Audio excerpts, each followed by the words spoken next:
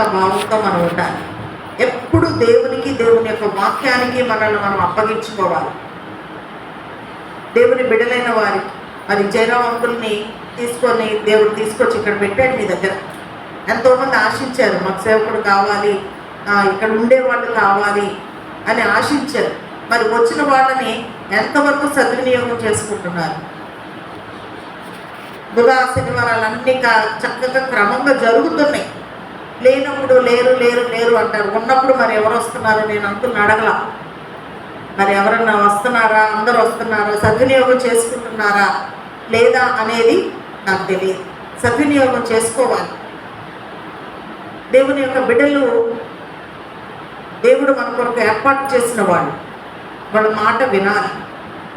వాళ్ళ మాట వింటే అది మనకి క్షేమం, ఆరోగ్యం, ఎన్ని లాభాలు ఉన్నాయో చెప్పడానికి వీల్లేదు.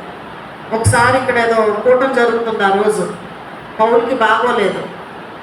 ఇమ్మన్నయ్య వచ్చారా? ఇమ్మన్నయ్య వెళ్ళాడు. వెళ్తే ఏంటయ్యా రాలేదంటే అయ్యా నాకు అస్సలు బాగోలేదని చెప్పాడు ఆయన. ఎందుకు బాగోదు? యేసు ప్రభు వచ్చినప్పుడు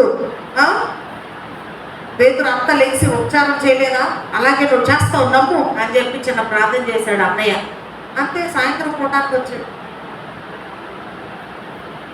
నమ్ముట నీ వలన అయితే నమ్మువానికి సమస్తము సాధ్యమని దేవుని యొక్క వాక్యం సెలవిస్తాం. మన బలహీనలు అని మనం ఎప్పుడు అనుకుంటూ కూర్చోకూడదు. ఆ బలహీనతలో కూడా బలాన్ని ఇచ్చేది దేవుడే. ఒకసారి ఒక పెద్ద సేవకులు ఇంకొక సేవకుడికి ఫోన్ చేసి, జయసింగ్ గారికి ఫోన్ చేసి, నువ్వు వెంటనే పలానా ఊరు వెళ్ళి అక్కడ సువార్త వాక్యం చెప్పి రా అని చెప్పారట.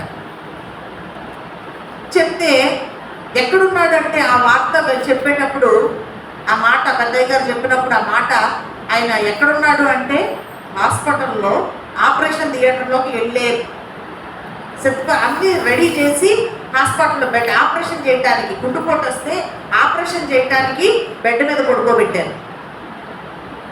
అప్పుడు ఫోన్ వచ్చింది. ఏమైనా ఫోన్ వచ్చిందంటే నువ్వు పలానా ఊరు వెళ్ళి పలానా చోడవరం వెళ్ళి వాక్యం చెప్పు అన్నట్లుగా ఒక కబురు వచ్చింది. వెంటనే ఆయన ఆ పడక మీద నుంచి లెగిసి, నేను ముందెళ్ళి ఆ పని చూసుకొని వస్తానండి, తర్వాత మరలా చేసుకుందాం ఆపరేషన్ అని చెప్పి ఆయన బెడ్ మీద నుంచి లెగిసి వెళ్ళిపోయాడు. అరే అయ్యా, నేను ఇలా ఉన్నాను, ఇలాంటి ఎమర్జెన్సీ పరిస్థితిలో ఉన్నాను, ఇలా జరిగింది అని మాట మాత్రం చెప్పలేం.